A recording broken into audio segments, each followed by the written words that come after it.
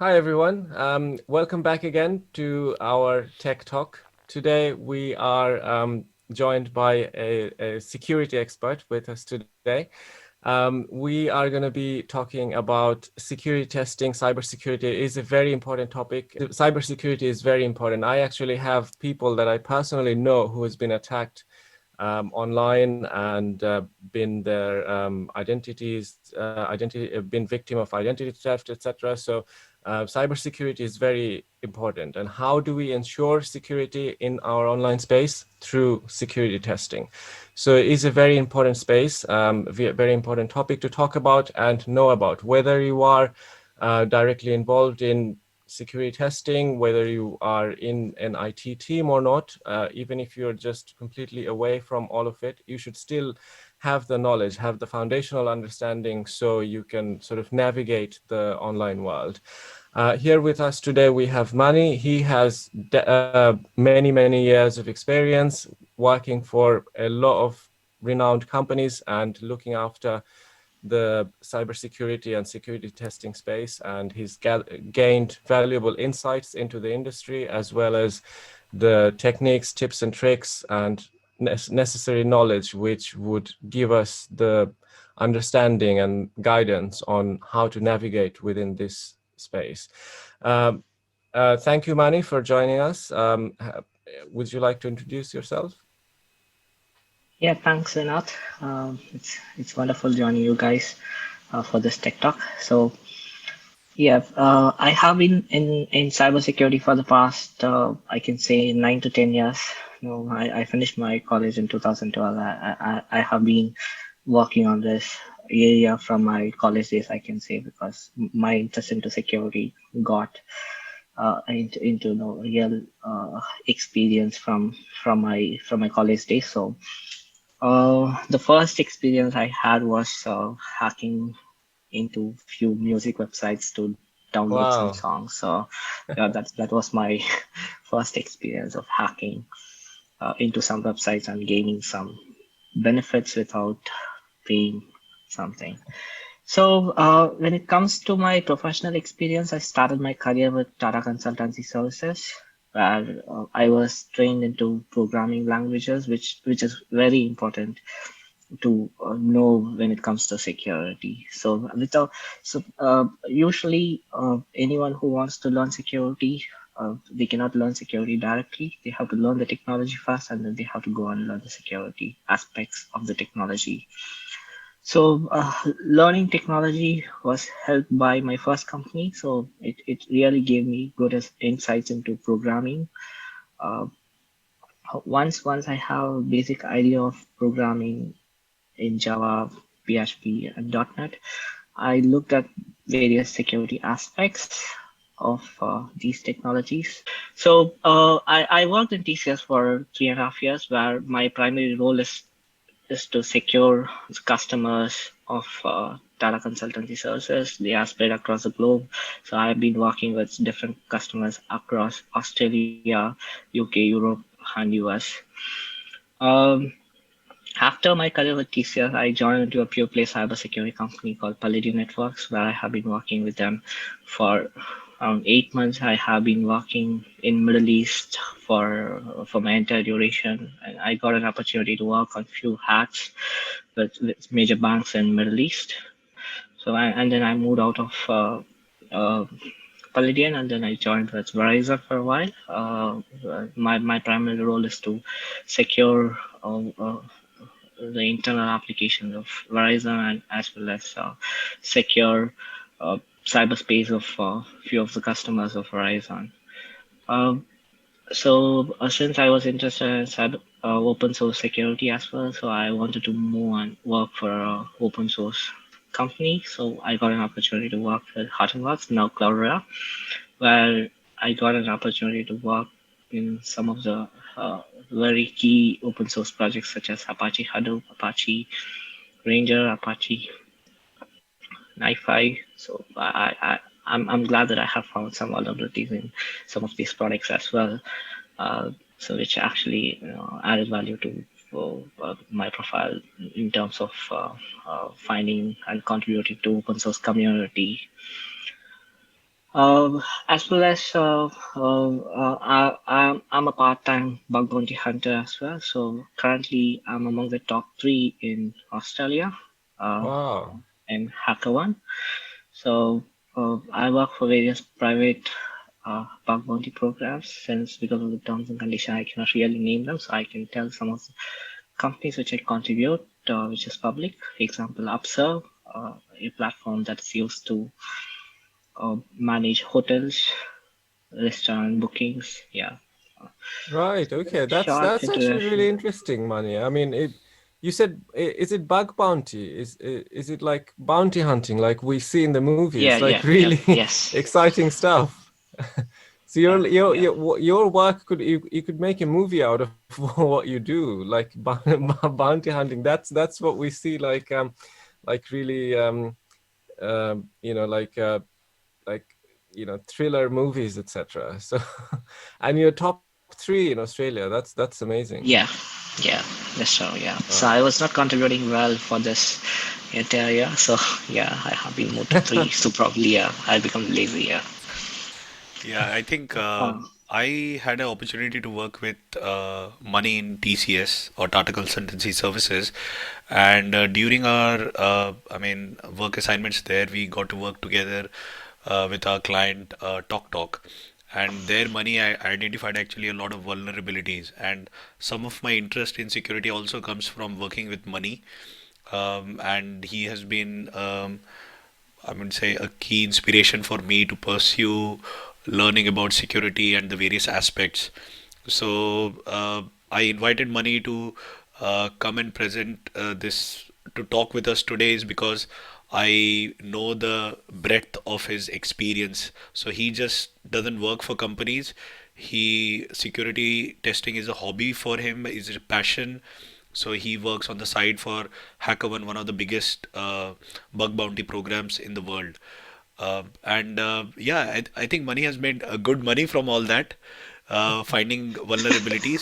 So, Money, thank you so much again for joining us on this talk and talking to us today about this very important subject. But let's start from the beginning. Why is security so important, and why are companies willing to pay so much for testing their software, network, application, whatever? yeah. Thanks, Amit. So we have been using internet for everything nowadays, and especially during the past 8 to 10 months, once the corona have started affecting the entire world, we have been doing all the transactions mostly via online. Even if we wanted to work from home, we have to connect to the network of our company via VPN software. So if the software that you use in the computer system is going to have a vulnerability which allows any attacker or any malicious intruder to access or allow any malicious intruder or hacker to access your system, then it is going to be a nightmare for the company that you work for.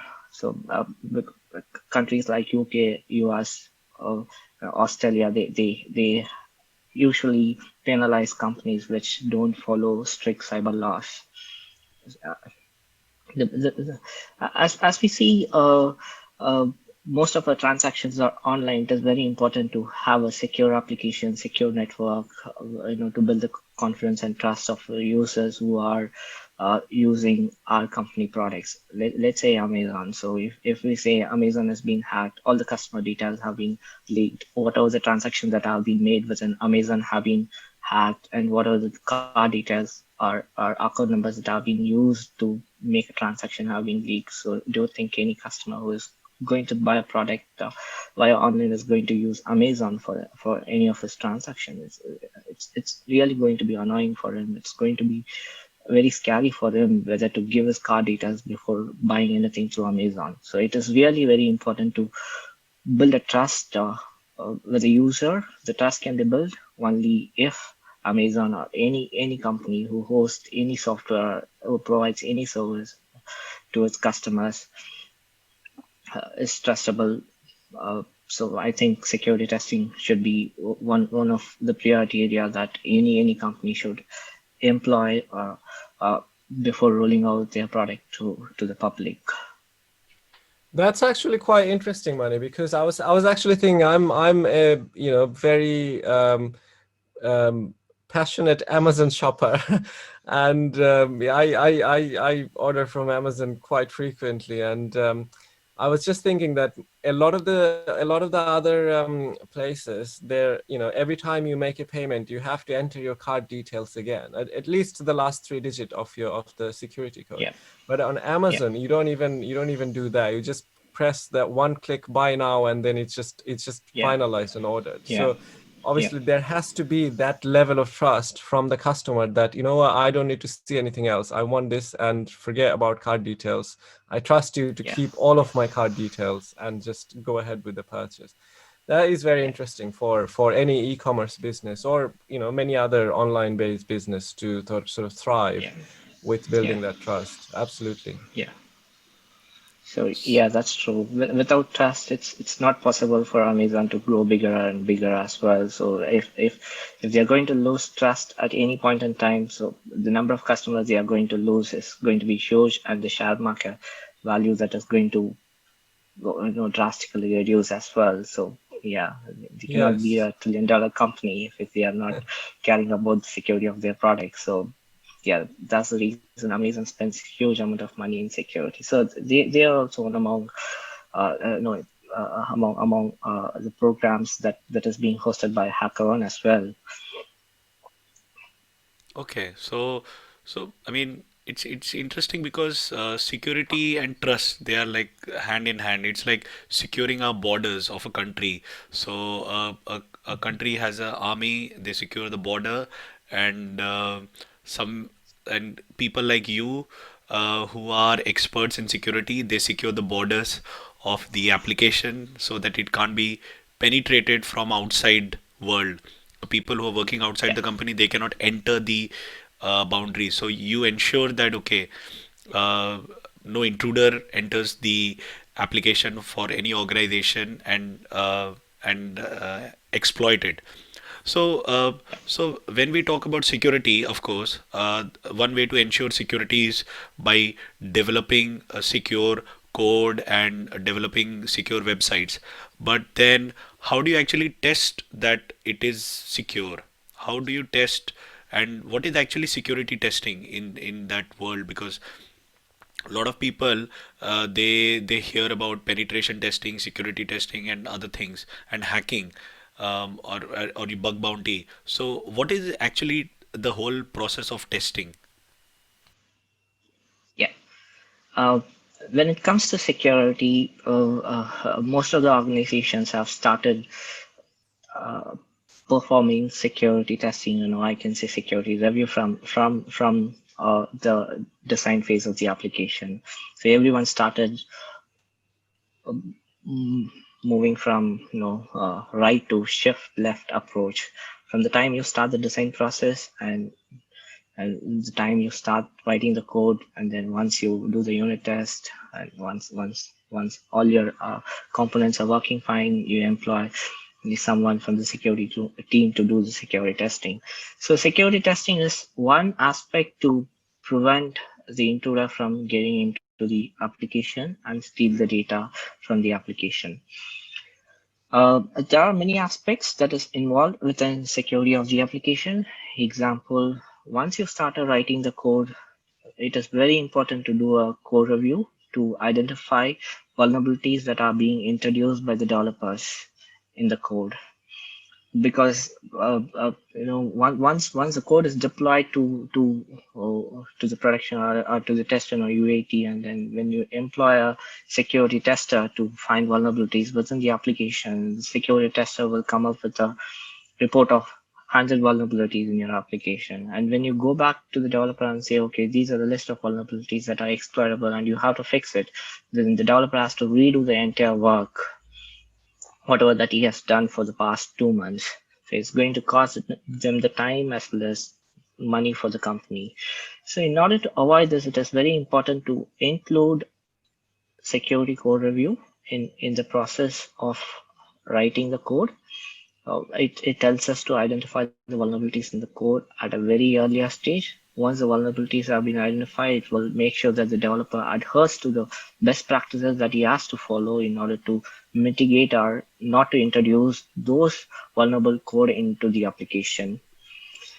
Once we are part of code review is completed, and once some of the code is secure, uh, and once the application is stable and functionally working, it can be pushed to uh, uh, the security testing phase, where your application security consultant or is penetration testing consultant can actually access the application and try finding the vulnerabilities in the application. There are several tools that are available in the market to do application security code review, as well as to do penetration testing of the application. But one thing the tool does not do is it will not think in the aspect of a human and try to find vulnerabilities within the code or within the application.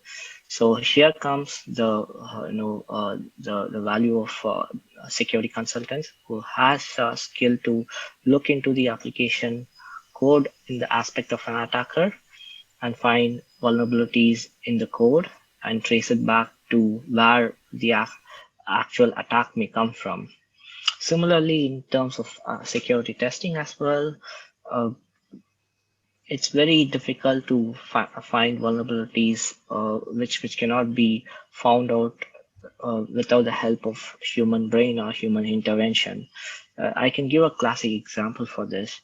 So let's say we have a application. When we log into any application like Amazon, or when we log into Gmail, or when we log into Microsoft uh, Outlook, we will be giving our email address and then the password, and then there will be an additional text box where we have to enter the characters that is displayed, which we call it as captcha, in order to prevent Yes. automated attacks. So when we employ automated tools to do a security testing of this particular page, it's very difficult for an automated tool to understand what is the character. It cannot read it. So the main purpose of using CAPTCHA is to not allow any automated bots or automated tools to brute force the login page. So in that case, we will not be able to use any of the tool in order to test the login page of an application. So it's very important for a security consultant to test this page. Without human brain, human knowledge, it is not possible to check this aspect of an application. I can give you another instance as well. Let's say we have an application, internet banking application, where we can log into our internet banking account and then look at the balance of our account. Let's say I log into my account, and if I can look into the balance of someone else, Wow, log yeah. into my account, and then I look into the balance of Steve Jobs, or Steve Jobs no more, but yeah, yeah, Bill Gates or someone, yeah. So it's going to be if this information is going to get leaked into the internet, then it's going to actually make the company lose the trust among its customers. Yes. Yes. So this cannot be tested using an automated tool as well, because these are some cognitive thinking that has to come from a human brain. So that it will come from an experienced security consultant who can actually think about various aspects and attack vectors that is possible in an application. Yes, it's very interesting actually, because yeah, as you mentioned, like there are bots who are at work to break the security, but who is really behind them? A human hacker is is the person who designed those bots to do something. So we need to, I mean, and it's the bots are doing what the human hacker is trying to achieve, whatever their deceptive objective is. And to tackle that, we need to have the the contextual understanding, and that can come from from a human judgment. That's why you need a security consultant who is experienced in this kind of things. Very Yeah. interesting. So, I mean, you've mentioned software and application, but is there an aspect of hardware? Do you have to test hardware as well? Because, if I, for example, have access to a router, and if I just connect it, physically, would that give me an Yeah. advantage? Yeah, it's so any hardware now, it can be used only with the help of a API or a software.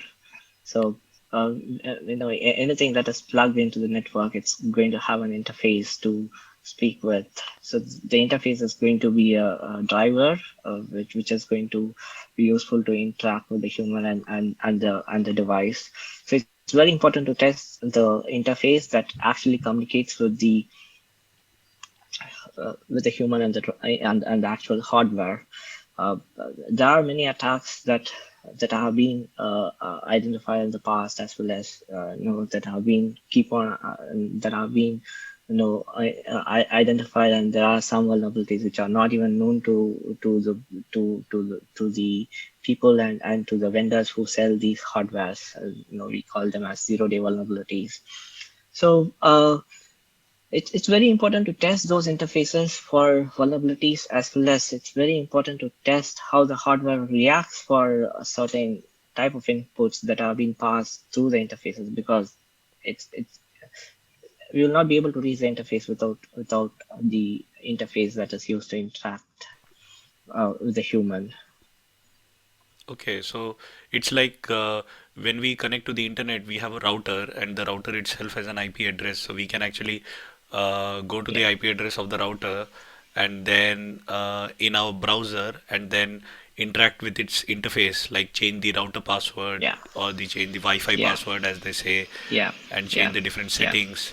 Okay, so that is yeah, interesting. So you have an yeah, interface to talk to the hardware. You cannot actually humans cannot talk to the hardware directly. So you need some kind of software to talk to the hardware. So that's fascinating. yeah. So you have talked about zero-day vulnerabilities. I think that is quite interesting because zero day. What does actually zero day mean? Why is it not 1 day or 2 day? Why is it 0 day? Oh yeah. So yeah, I keep getting this question from many people always. So why it is called a zero-day vulnerability is because let's say you know uh, we know Cisco, Microsoft, Windows 10, Windows 7. Windows Server 2012, 2016. So if I find any vulnerability in any of its software, for example, I'm finding a remote code execution vulnerability in Cisco routers in a particular model.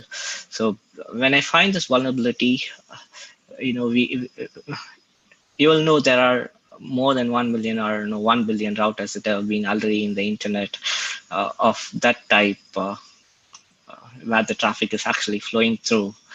So in that case, anyone who has access to any of these routers can actually exploit the vulnerabilities that are being identified.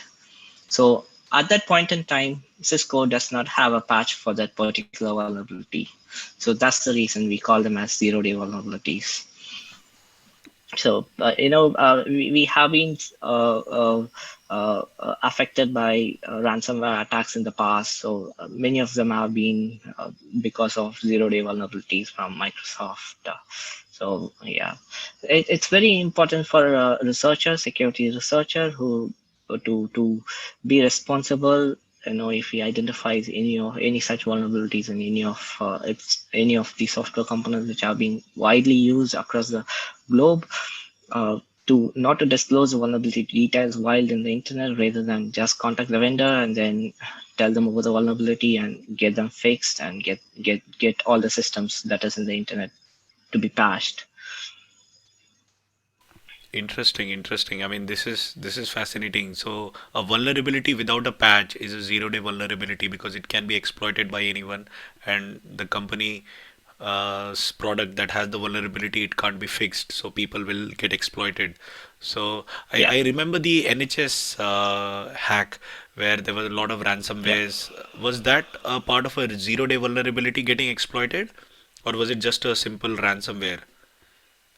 Um, I can say it's partially a zero-day vulnerability as well, because when there was a vulnerability found within Microsoft services, one of the Microsoft services, so Microsoft didn't have a patch for that vulnerability. So as well as I said, it's very important for a researcher to disclose a vulnerability confidentially to the vendor and get it fixed before letting know about the vulnerability to the world in the internet. So yeah, I think because of malicious intent of few of the researchers, we have been seeing many zero-day vulnerabilities that have been widely put into the internet, and which allows anyone who want to misuse this vulnerability to perform ransomware attacks, or to exploit or destroy a business, or to access data of innocent people, or to access car data of innocent victims. It's very important to have a patch, and to disclose a vulnerability to the to the company, as soon as he identifies it, without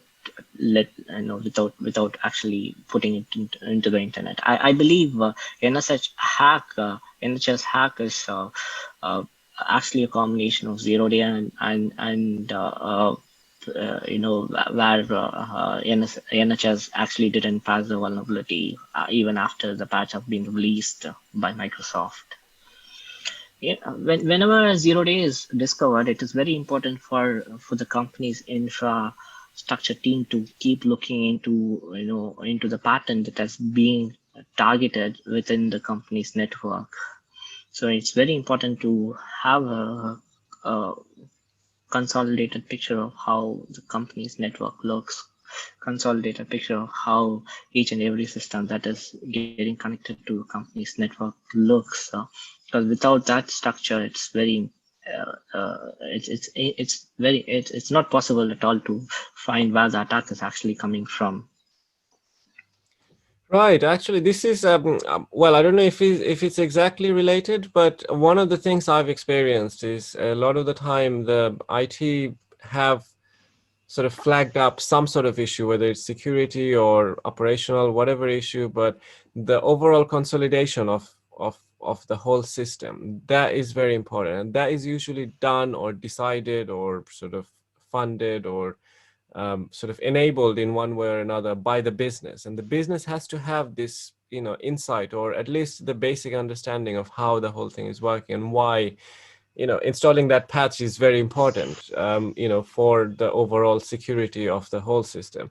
So yeah, I mean the communication gap, or the sort of the understanding gap between business and IT, I think is one of Yeah, the key reasons, and that's partly why we are doing this, so we can sort of yeah, have non-tech people understand that tech is not actually that difficult or too yeah, complicated. It can be understood by the basic idea can be actually easy to understand, and then yeah, you have some sort of guidance to go with. yeah. Yeah, when I started my career in 2012 with TCL, I see there are huge companies like you know Walmart. They didn't even have a single security testing team, or even let's say Talk. So I was the first person to come as a security consultant and work for them. So they didn't have a security team. Yeah. So it's actually very important for the business to understand security is not a additional cost that they have to spend, and it is very essential to spend for their business up and running. So yeah, Yes, absolutely. So, I mean, we talked about the security aspect, and we talked about exploiting vulnerabilities, but are there any tools that you can use to exploit these vulnerabilities or even to identify them? And when you say testing, do you actually use some tools to test software like code analysis or exploiting or any other type of yeah. hacking? Yeah. So when it comes to secure core analysis, there are open source tools as well, and there are paid tools as well. Some of the tools that I can say which can be used to analyze a code are Fortify Static Code Analyzer, Checkmarx, Veracode. So these tools actually help us to identify vulnerabilities within the software component that we write and develop. This is being employed by any of the company which actually wants to do a code review for their application to identify vulnerabilities at a very early stage. So when it comes to security testing, we can use tools like, we usually call it as dynamic application security testing. We can use tools like Web Inspect. Again, it was part of HP. Uh, and we can use AppScan, which is used to scan the application through its own inbuilt spider and own inbuilt engine, which have a lot of attack vectors, which will actually pass as an input to the application to identify different type of vulnerabilities. We usually call them as OWASP top 10. And when it comes to manual security testing, so we have been talking, these tools will not help us to identify or give us 100% coverage on whatever the vulnerabilities that have been introduced by the developer. We use a popular tool called as Burp proxy, so which is actually used to intercept the request that is flowing between the browser and the server. So what it does is it actually gives us to understand what is the request that is being sent from the browser to the server. For example, I open up my internet banking account page, so where I put my credentials, username, password, and the captcha. When I click login, I just want to see to which page this credential is being transferred from my browser. So I can use a proxy server like Burp proxy to intercept the request to see what is being sent from my browser and where it is being sent. Right. So this Okay. is one of So the interesting tools. Yeah. okay, just what's the name? Burp proxy. Yeah. BURP. Yeah. Yes, correct. Okay. BURP, So PROXY, Burp proxy. okay, Yeah. okay. I mean, it's interesting. A lot of the terms you said are quite Yeah. interesting name. Burp, and then you mentioned spider, and I think wasp, and as well. OWASP, yes, Spider. Very interesting names. So Burp proxy, I mean, I've come across this when I was working with Amit. Obviously, he was doing interception testing or security testing of in the project we were working on, and I thought it was Yeah. really feature rich. Like you Yeah. have a lot of things you can do in there, and Yeah. it is Yeah. quite interesting. So um, I mean, what are the like? I mean, you can basically intercept any data with Burp proxy. I mean, would it not get flagged as a like a security vulnerability itself because it's intercepting the data that's going in and out? I mean, would the endpoints not detect that data is being intercepted by this third party application? No, the server, for example, the company which hosts the internet banking site will not come to know that someone is actually intercepting and sending this data through. Instead of sending the data from the browser, they are sending it from this tool. So it is not possible to find it. Because all these happens in the application layer. For example, it does not intercept the data that is being sent in the network layer. For example, if you tap into the middle of the network and if you connect your system in the middle of your network and if you try to use web proxy, it is not going to work. So how it works is, we have been using, during our college days, we used to use proxy servers. So in order to use proxy servers, we have to go to our browser settings and then go to network proxy within our browser in order to use the proxy in order to access some of the sites which are not allowed to access by our Oh. college campuses, right? So similarly, we give the IP address, I mean internal IP address for Burp, which actually runs in a private IP address. We give the private IP address of Burp where it is running in our browser proxy settings, so that whatever the traffic that is being sent from the browser, it will go through uh, per proxy. For example, if let's say we have 100 systems connected to our network. I mean, if the employee who is working in the company is having a malicious intent to see what is the traffic that is going from all the 100 systems. So if he configures or if he updates all of the 100 system browsers to Burp proxies IP address and the port number where Burp proxy is listening, then all the traffic is going to go via from the user 100 user browsers to the Burp proxy. So But anyone who isn't is it? actually accessing the Burp proxy can see the data, what is being sent. Wow, okay, but is the data not encrypted? So if it is encrypted, then how would you make anything out of the data you see? Because it's all going to be gibberish, right?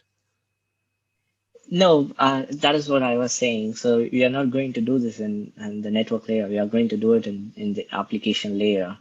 So Oh, wow. anything that we are interacting is in the application layer. So for example, how our company monitors what an employee is doing or what are the sites that have been accessed by an employee, how much time he has spent on a particular website. It's all because of a proxy server. So Burp is similar to that proxy server. It is similar to the proxy server that is being used by the companies to find how much time an employee has spent on a particular website, or how what are the websites. I can put it in the right way. What are the websites that are being accessed by a particular employee, from a system. So it's all possible because of the proxy servers. Even if you look into your browser, if you work for a corporate company, so your browser will have a proxy that have been configured in your browser setting. It's just to monitor and see what is being accessed from your system, Of just to course, that prevent is. the data being leaked from your system to the outside world. Yeah. I'm not saying I'm gonna do it, but so can I use Burp proxy to intercept people's data? So I can use it to hack as well, can't I? Yes, yes. As a security tester, I use Burp proxy to intercept the traffic that is flowing from my browser to the server in order to identify the vulnerabilities in the application which I wanted to secure it. So it can be used in the other way as well. You can just configure Burp proxy in your system and get access to all of your friends or employees' computer, access Burp proxy, add the certificate of Burp proxy in their browser, and configure the IP address of Burp proxies, and yeah, whatever Wow, the this data that is is going to be passed, or whatever the application they are going to access, whatever the website they are going to access is going to get recorded in your Burp proxy that is running wow. your machine. Yeah. This is fascinating and at the same time quite dangerous to know as well that how Yeah. I mean, I'm not saying it's easy because obviously you have to have that particular skill set to be able to do what you want to do. And I'm sure there's many measures taken place, is in place to prevent that. But still, I mean, it's fascinating to know, like, it's not actually too difficult to penetrate into a security system. There are softwares that are designed to protect you, but you can easily just turn them around and use for malicious objectives. So yeah, that's exactly why, as you mentioned, a security consultant is very important to have, so they can sort of anticipate or use their human judgment to think of the ways a company or anything can have any kind of vulnerability. Yeah. Yeah. Yeah. I think Yeah. with Burp Proxy, I started using Burp Proxy in TalkTalk, and Money had actually intercepted a lot of requests which are going from the browser, from the TalkTalk website to the outside world, and then he tried to manipulate those requests and see how the server responds. So basically, the whole idea of burp proxy is intercept a request, see what the request is sending, and try to manipulate it, try to modify it, and Yeah. see whether the server responds. If the server responds to your malicious code or modification, then it means the code is either your application is sending a code which should not be sent, or the server is not able to handle should not be handling such request, and it is still handling it. So you can understand whether the problem is with the application or with the server side processing. And similarly, you can intercept a response from a server and see how the application interprets that response. You can modify it and see whether the application crashes, whether the application, whether you get admin privileges inside an application, etc. So it is a very powerful tool. And but there are, I think, Mani, correct me if I'm wrong, but there are other tools. So there is, you mentioned about source code analysis and you mentioned about proxy tools. Are there any other tools for penetration or say security testing? Are there any frameworks? Are there any database where you can actually go find vulnerabilities? If is Because a lot of times we hear that there are Yeah. these young kids who hack into NASA or some government website. Where do they get their knowledge and skills or even exploit the vulnerabilities?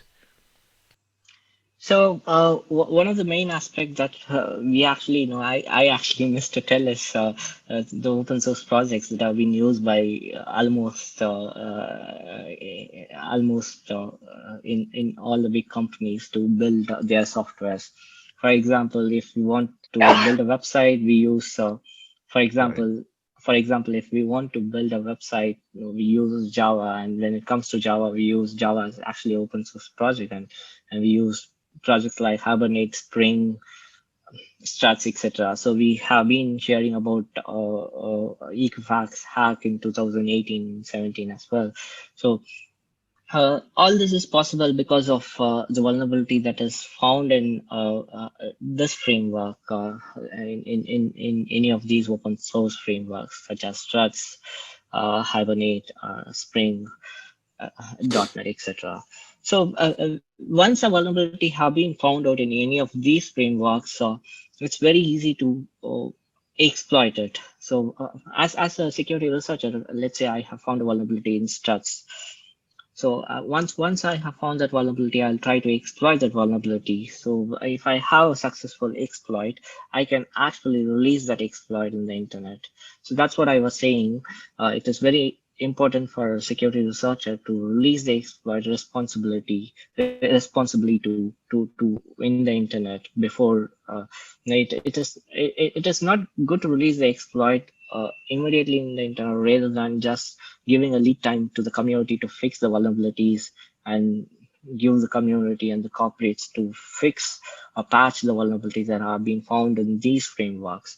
So traditionally, there are many tools like exploit.db where you can actually go and find a vulnerability exploit for a particular framework or a software. Let's say Microsoft Windows Server 2012. We can just go and find a exploit in exploit.db, or we can use Metasploit framework, which actually uses exploit.db as a database to fetch all the exploits and have it in a single place. So these frameworks are going to help scripties or who just want to exploit a particular vulnerability, or who just want to find out if a particular system is vulnerable to a particular type of vulnerability. So open source scanning has to be included as a part of the project as well, which I actually missed to tell when we spoke about code analysis in the beginning. So yeah, I think this would have answered your question a bit. But yeah, I mean, for that, I mean, you still need a lot of skills for it, right? I mean, for anyone to do that, they have to first stop watching Netflix and then go into the open source project and learn all the code and all the IT stuff. Because that's not not everyone does that. For example, me, I mean, I'm so lazy. I'm just Yeah. procrastinating all the time. So No, it's not too difficult. I mean, you need to have a little skill of you just need to know how to Google as well, how to use Google as a hacking tool in order to get into any of the applications. For that example, Sorry, just that actually reminds me. Amit actually have a video uploaded on YouTube on how to use Google. Yeah, I mean, we know all yeah, think that we can use Google, but there is so many powerful ways of yeah, making a lot of yeah, return out yeah, of Google. yeah, Amit, yeah, that is a very informational video. I'll say yeah, the yeah. listeners to check that out as well. Sorry, Yeah. go on, Money. Yeah, similar to that, yeah. Google is actually a very powerful tool, and it actually helps the attacker to target a particular website to find vulnerabilities. If you see many of the major hacks, let's say Equifax or even TokTok, the attack actually originated from Google. So Ah. yeah, Oh, and, can you talk about the Tok attack? Like how because I know it was a teenager who actually got inside the servers, but yeah, how did they actually manage to get inside? yeah. So TokTok have been having this vulnerable page from from the time it has actually acquired a company. I don't exactly remember the name, which it acquired in 2007 or 2008. So this was actually their business website, which included the part of the company which company's website which have been acquired by TokTok in 2007 or 8. So what happened was this page was nowhere linked in TokTok website. I think the link have been removed maybe before 3 or 4 years, but the pages have not been removed from the server. Basically Google, when it visits a particular page, it will just go to the robust.txt file, or it will just go to the site link, and then it crawls the entire website, and then it keeps the database of that entire website. So I think Google has actually crawled the entire application of TokTok, and when the link was actually established between the website which was acquired, which was I mean the company which was acquired, and its website which have been added as part of TokTok business site. So when the link was enabled, so Google managed to crawl that particular link and keep it in its database. So since the link has been enabled, and Google has been able to store the link in its database, it will not once again go and look for the site link, and then it is going to crawl each and every page. It is just going to ping that link and see if that link is working. If that link is working, it's just going to hold that link in its database. So I think TokTok made a mistake of not removing the pages, but just by removing the link, they thought, okay, they have removed the website. So Google actually cached the malicious page in its database, and this allowed uh, uh, any attacker to gather information about a particular website to reach to a link which is actually vulnerable to SQL injection. So the attackers have been able to access the malicious link, and once after accessing the malicious link, it's very simple to find if a website is vulnerable to SQL injection or not by using a tool called SQL map. Uh, so I think the kid who and 3 or 4 group of people who have been actually accessing these links were using SQL map to find whether the particular link is vulnerable to SQL injection attack. So and they found that the link is vulnerable to SQL injection attack, and then they started retrieving the data from the database where the customer data is being stored. So I think I was actually looking into the postmortem of how the hack has happened using the web server logs. So when I looked at the logs, it was really it won't take much time to actually identify this if you look at the right place. Just go to Google, type a particular keyword to find the pages that actually interacts with the DB of an application, get those links, pass those links to SQL map, and SQL map will try to find vulnerabilities in that particular link. If SQL injection is possible in that particular link, then it has an option of retrieving the data that is being stored by that particular application in the database. So when I was actually looking into the application, when the real hack was happening, I can see the hacker was actually retrieving the data of 1.4 million XXX customer data. Wow. Wow. That is quite huge. That is quite serious as well. So But Yeah. you were directly involved, Amit, you as well? I mean, what you guys no, were I had there? left the organization by that time, and it came in the news. And Money, because we were still in touch, he mentioned about this, and it was a very simple thing, as Money mentioned, that anyone can go into Google, and when you can use Google, hacking is that Google is very powerful in searching for pages, pages that are there which companies have forgotten, because a lot of times even testing websites, they are exposed to the internet, and sometimes what happens is you release a product but the testing website is still accessible from the internet, not via VPN, just open public internet, and Wow. someone can actually use that test website to get inside the system. And what Money is describing is a very simple thing. So anyone without enough knowledge about TalkTalk or its infrastructure, they just scan pages using Google. The only thing they use is Mm, Google, and then they would have gone onto a forum and they would have said, okay, how do I get inside a database? Because the database is where all the data is, data of the prices of the products that you're selling, the data of the customers, the login mm, credentials, etc.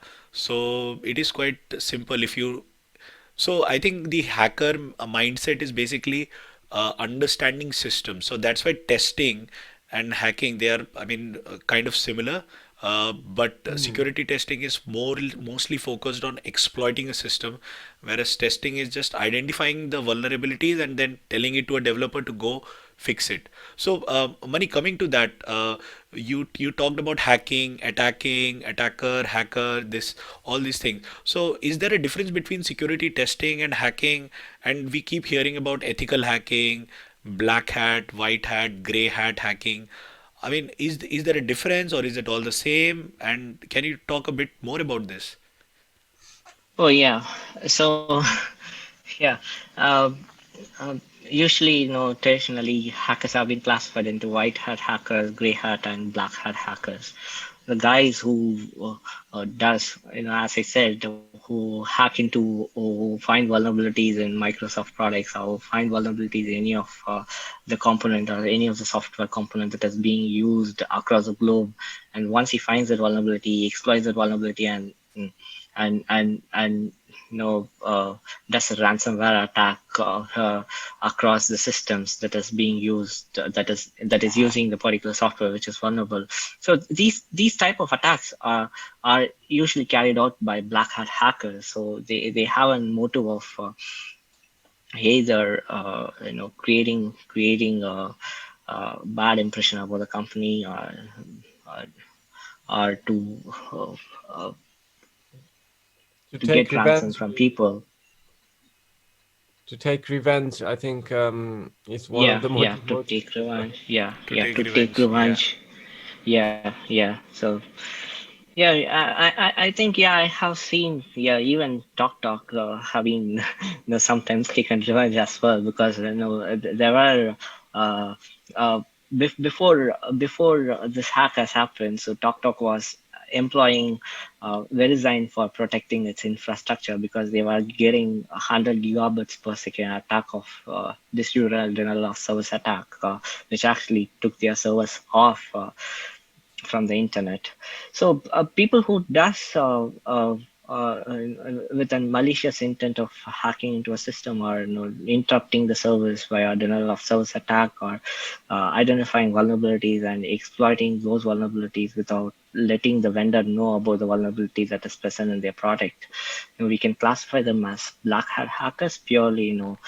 Maybe we believe that NSA have black hat hackers who know about many zero-day vulnerabilities, which they still use to exploit the systems and servers to gain access to sensitive data or to keep tracking.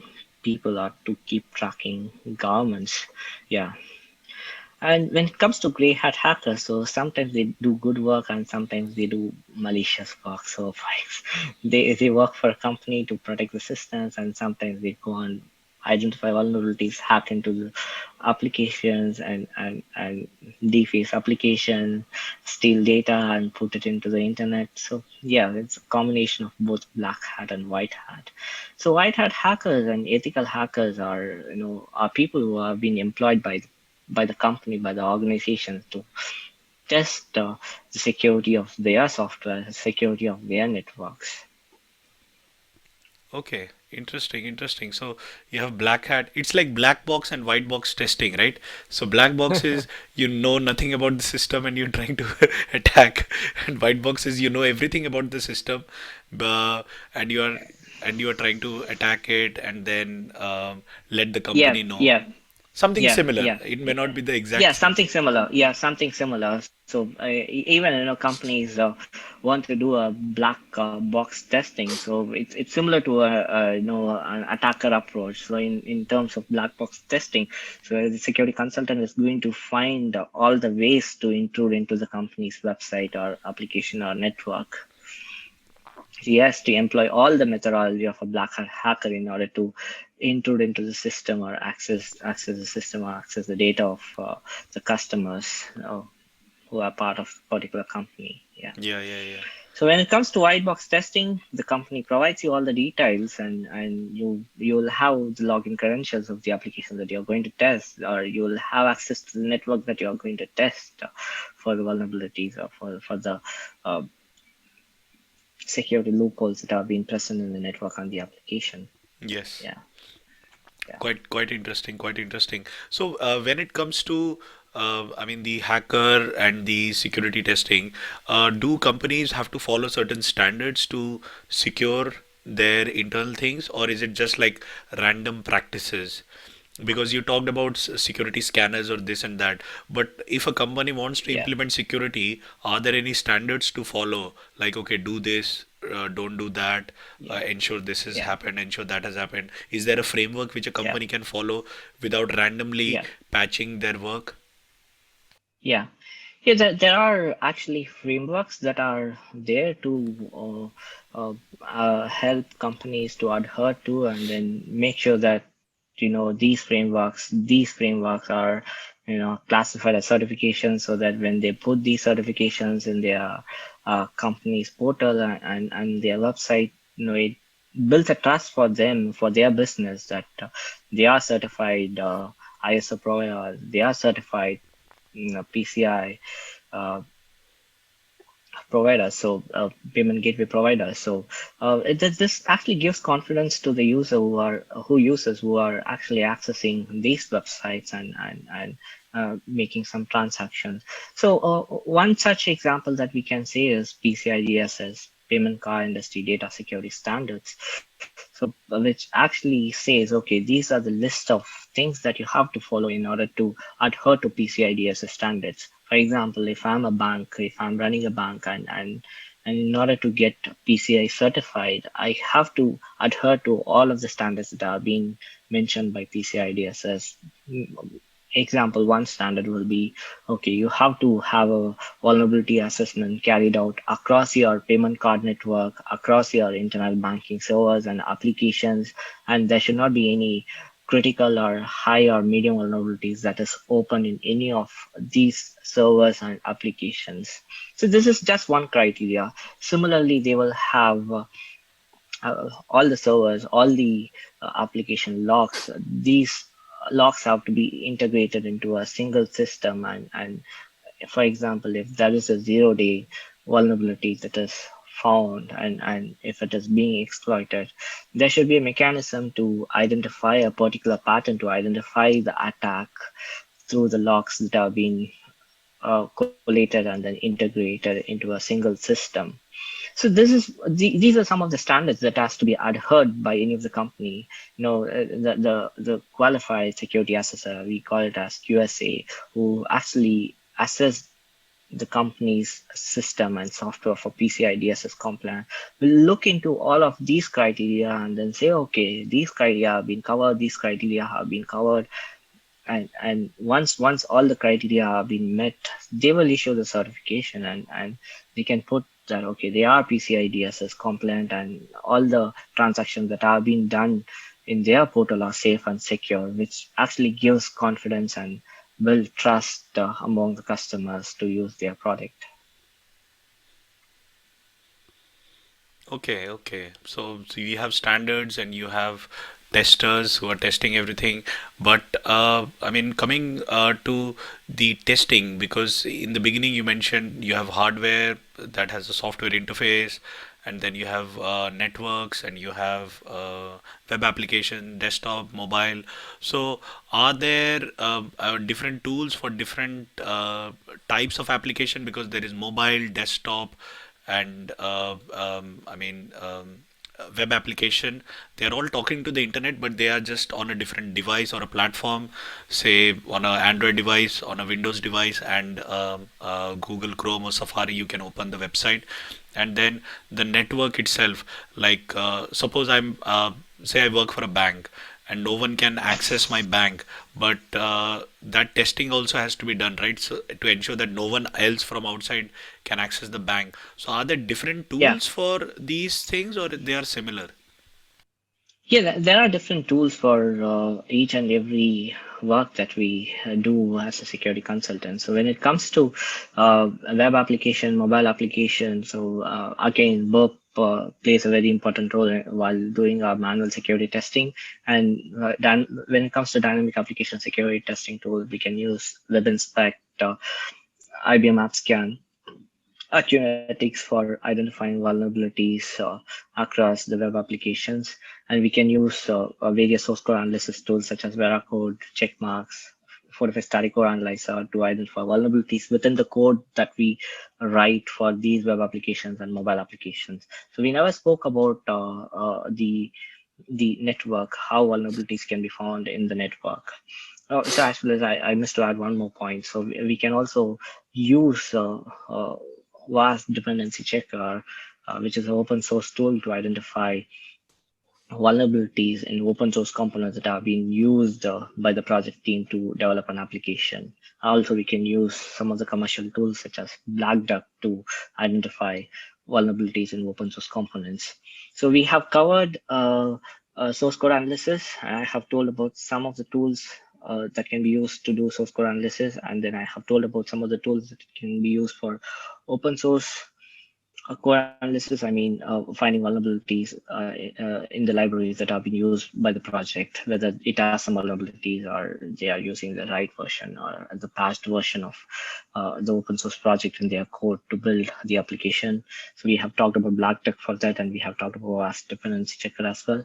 And we have talked about Burp proxy in order to do manual security testing, and we have talked about dynamic application security testing tools such as uh, Web Inspect, AppScan, IBM AppScan, Accuratics. Even Burp Proxy Pro version has a scanner, inbuilt scanner, which can be used as a dynamic application security testing tool to automate certain attacks within the requests that we actually intercept. And the last one that we didn't speak so far is the network. So all the applications that we develop is going to get hosted in the network. It's very important to test the network and the server Yeah. where the application is going to run. So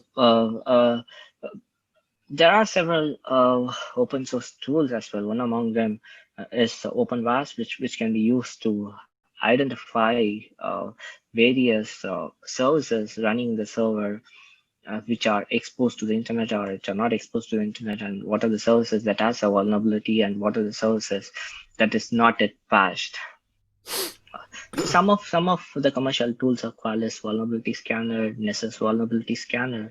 So when we run Qualys or Nessus or OpenWAS for example, if there are 100 servers, and when I have a mission, when I have a Qualys vulnerability scanner installed in my machine, I get connected to the internet, to the network, and if I wanted to scan all the 100 systems, I can just give a range of IP addresses for those 100 systems. So what Qualys does is it will just look into all these 100 systems, and then it will try to identify what are the open services, open ports that are there in these So, servers, and once it has identified, yeah, sorry, what is the name? Sorry, did you say Qualys or Qualys vulnerability scanner or Nessus vulnerability scanner or OpenVAS. Yeah. So Okay. OpenVAS is an open source product. Nessus and Qualys are paid tools, and Nessus, I think it offers, it allows you to scan 16 IP addresses for free. So Right. when you run across 100 servers, what Nessus or Qualys does is it will look into each server, and then it tries to identify the open ports in these servers. So once it identifies a open uh, servers, for example, if it has identified 80 is open, port 443 is open, port 22 is open. So when it comes to port 80, it is HTTP. So it will look for the various services that has been running in the port 80.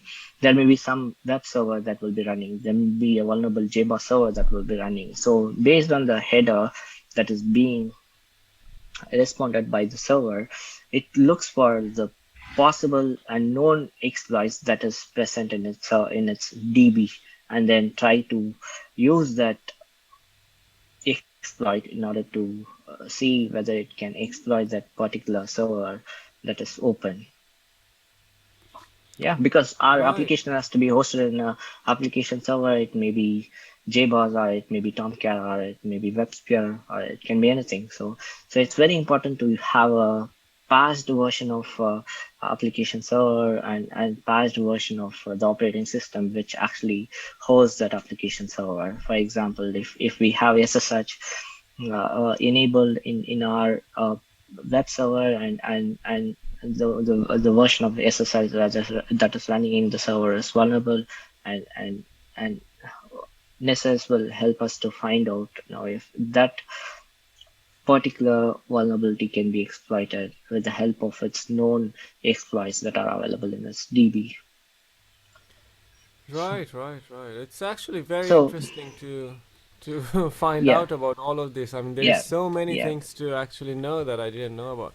So yeah, if I now want to, like learn a little bit more or practice, I mean, is there any like places where I can sort of, learn more or practice well, ethical hacking, not just hacking, but yeah, is there like places where I can go, like websites and stuff? yeah, yeah, yeah.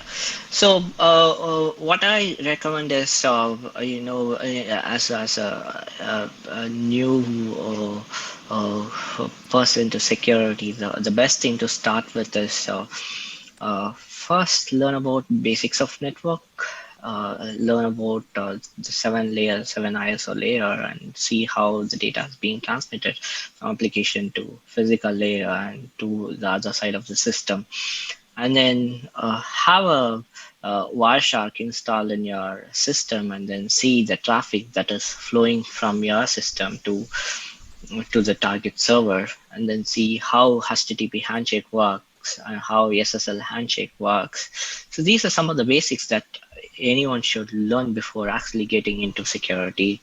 And Right. then when it comes to application security, the most important thing is to have a little bit of development experience. For example, it's very simple. It's not rocket science. So any developer who thinks security is hard is because they think that you should have a very expert knowledge, or in order to do security testing, or in order to do a penetration testing of an application. So it's very simple. So you write a code to get the data. For example, you just write a form, write a code to uh, uh, write a code to get details about a user, and then store the data into the database, and then give them the login credentials, so the user can go to the login page, and then put their credentials and then access the data whatever they have submitted earlier. So if you can create a very simple application like this, so it's you can perform many of the attacks that I have actually been telling in this session. I mean, I didn't get Right. into the attack details, but uh, you can actually learn many of the security attacks that is common across the applications. For example, you have a registration form and login page. This is going to be common in any of the application or any of the products that you're going to use, either it's Amazon or Netflix or yeah, anything. So when you build a similar application, and when once you know the technology, you can see what are the vulnerabilities that is possible in the registration page, and what are the vulnerabilities that is possible in the login page, and what are the vulnerabilities that is possible once you go to your profile, and what are the vulnerabilities that is possible when you update your profile or view your profile or change your password of your profile, etc. Right, right, right. Okay, that is quite eye-opening for me. Yeah, quite insightful. Thank you for all of that. So now, I have the knowledge of what I need to start with if I wanted to get into cybersecurity. But then, what kind of certificate? I mean, is there any certification? I mean, how do I establish myself as a someone who knows? I mean, of course, I should be certified to show that I have the knowledge. What kind of Yeah. certification are there? Uh, there are certifications from Pentester Academy. There are certifications from CompTIA. There are certifications from Offensive Security. So, Ah, yeah, some of CompTIA. the I'm glad you mentioned CompTIA because when I was a teenager, my dad sent me to some like computer course, and at that time in late 90s, it was very new. Not many people knew about it, and I very much enjoyed it. And maybe I should have, as a teenager, maybe I should have tried something a bit more adventurous. But no, I did a course with CompTIA. I have that certification as well. That was my first computing certification. yeah, But yeah, that's actually I'm fascinated to know yeah, that they're still actually going yeah, on. yeah. So certifications such as certifications provided by Pentester Academy, Offensive Security, are more of hands-on. So, for example, they host 20 servers in their network, and they give you a VPN access to their server, and you try to identify vulnerabilities in each and every system. So there are going to be known vulnerabilities. So for example, they might have hosted a vulnerable JBoss version, and where you will try to find the vulnerable JBoss version by using, they won't allow you to use Nessus or Qualys. And if you use any of them, they are going to disqualify you in the exam. So you have to use a tool called Nmap, which is used to scan the ports that are open in a server. So using these tools, you will try to find the open ports and open services. Once you found out the open ports and open services, uh, you'll see that okay, this particular port is running this particular server. Example, this particular port is 8080 is running Tomcat of this version. So okay, I'll just go to the internet and then see what are the vulnerabilities that are there for this particular version of the server, and then you will try to download those exploits either from exploit.db, or you'll use Metasploit to use any of the exploits to try exploiting that particular service. So this is how Mm. the certification program works with Pentester Academy or Offensive Security. So you have to use a vast range of tools to identify the services that are open, and then use uh, the exploits that are already existing in the internet to exploit a particular vulnerability and gain access to the system, and then elevate you will not have access to the particular system once you hacked into it. You will not have a complete access to their server. So in order to elevate your privileges, you have to find vulnerabilities that allows you to elevate your privileges from local user to admin user. So this is how the certification program works with Pentester Academy or Offensive Security. It's going to be quite rigorous and intense if you are going to take it, and it's a good start to learn when it comes to security. Uh, Okay, so Okay. what you described is actually the security testing process itself, Money, I think. Correct me if I'm wrong. That you first scan all the ports on a server and then try to identify all the software installed, and if there is any port which is open, which is telling us about the application that is hosted on the port. Once you identify the Yes. application, you identify the version, then you search for a vulnerability from exploit DB or whatever framework or tool you're using, then you exploit it. And then once you exploit the vulnerability, you get inside the system. So suppose it's a Yeah. database or any machine, and then you're trying to collect all the information about the system. What is the operating system, what are the user set, and what are the processes which are running.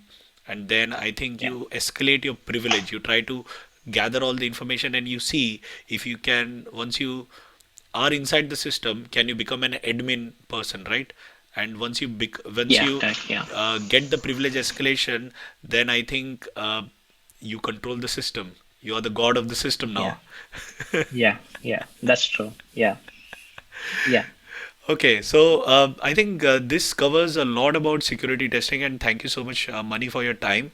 I think we covered a lot of stuff, right from security, why we need security, what are the tools that are needed in security, the standards that a company needs to follow, the different types of security tools that are available in the market, paid and commercial, and the kind of Yeah. certifications that a person can do in order to get certified in security testing, and then also the security testing process, etc., etc. So I think this was quite useful, and thank you so much, Mani, again for your time. Any last thoughts or anything you want to share with our audience? Um. You know, uh, it is general to everyone. So any site that you use, any site that you access, keep an eye on the URL and the name of the website that you use. Double checking the name of the URL that you access and use, and see whether yeah. Yes, yes, absolutely. I mean, I have experienced that actually firsthand. I mean, a website that looks like Amazon, but it might not be Amazon at all. And then you enter your Yeah. login details, and that's it. That's it, Yes. yes. So, Yeah. yeah, Yeah.